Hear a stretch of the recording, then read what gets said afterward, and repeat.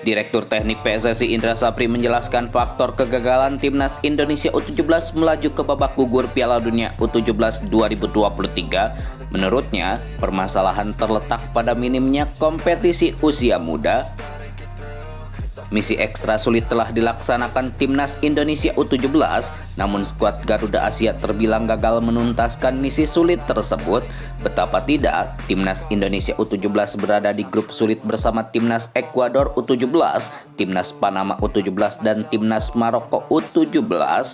Hasilnya, Timnas Indonesia U17 gagal melaju ke babak 16 besar via peringkat 3 terbaik. Anak asuh Bima Sakti harus puas finish tanpa kemenangan, menghuni peringkat ketiga grup A dengan perolehan akhir 2 poin dari 2 laga. Kini pemain Timnas Indonesia U17 telah dibubarkan ke klubnya masing-masing. Indra Sapri kemudian membeberkan opininya mengenai kegagalan Timnas Indonesia U17 bicara banyak di Piala Dunia U17 2023. Minimnya kompetisi usia muda dinilai menjadi faktor utama. Calon pemain naturalisasi Jai Ijes menyebut Timnas Indonesia berpeluang besar lolos ke Piala Dunia 2026 jika dihuni banyak pemain keturunan. Menurutnya, kualitas Timnas Indonesia saat ini belum cukup untuk bisa lolos ke Piala Dunia. Jai Ijes bicara berpeluang Timnas Indonesia lolos ke Piala Dunia 2026. Adapun saat ini, Timnas Indonesia masih terbenam di dasar klasemen grup F kualifikasi Piala Dunia 2026 zona Asia. Hasil itu didapat usai Timnas Indonesia tidak meraih satupun kemenangan dalam 2 laga kualifikasi Piala Dunia 2026.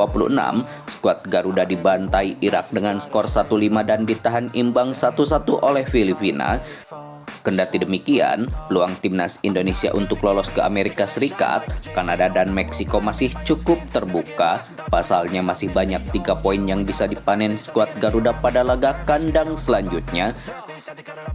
Jai Ijes pun menyebut kualitas Timnas Indonesia saat ini masih belum cukup untuk bisa lolos ke Piala Dunia 2026, namun mimpi itu bisa terwujud dengan bantuan sejumlah pemain keturunan seperti dirinya.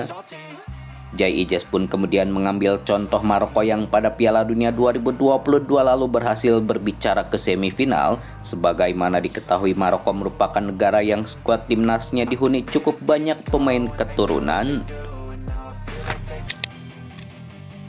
Timnas Indonesia akan menjalani pemusatan latihan di Turki selama 18 hari untuk persiapan Piala Asia 2023. Rencananya, skuad Garuda akan menjalani 2 kali laga uji coba. Misi sulit akan dihadapi Timnas Indonesia di Piala Asia 2023. Tim Merah Putih sudah ditunggu tim-tim sulit di grup D yakni Vietnam, Irak, dan sang raksasa Jepang. Tentu persiapan Timnas Indonesia pun tidak boleh main-main. Ketua Badan Tim Nasional Sumarji kemudian menjelaskan persiapan Timnas Indonesia jelang turnamen yang berlangsung di Qatar tersebut. Sumarji menjelaskan tes Timnas Indonesia di Turki berlangsung selama 18 hari, mulai 20 Desember 2023 hingga 6 Januari 2023. Selama tes di Turki, Timnas Indonesia akan menjalani 2 laga uji coba. Hanya saja Sumarji masih belum bisa memastikan lawan uji coba untuk Timnas Indonesia. Sumarji juga mengatakan negosiasi dengan Timnas Iran untuk laga uji coba masih berjalan. Sumarji meminta pecinta sepak bola tanah air sabar menunggu perkembangan terkini. Pelatih Australia U23 Tony Vidmar tak khawatir timnya masuk grup neraka di Piala Asia U23 2023. Dia mengaku sudah mengenal calon-calon lawan di grup A termasuk Timnas Indonesia U23. Garuda Muda berada satu grup dengan 3 raksasa yakni Yordania U23, Qatar U23 selaku tuan rumah, dan Australia U23 yang merupakan langganan Piala Dunia. Untuk diketahui, Timnas Indonesia U23 asuhan Sintayong pernah berhadapan dengan Australia U23, tepatnya pada kualifikasi Piala Asia U23 2022 silam. Kala itu, skuad Garuda asuhan Sintayong kalah 2 kali dengan skor 2-3 dan 0-1. Namun kala itu Australia U23 belum diasuh oleh Tony Vidmar. Saat itu tim berjuluk Subway Oilers ditangani oleh Trevor Morgan, caretaker yang menggantikan Graham Arnold di kursi pelatih.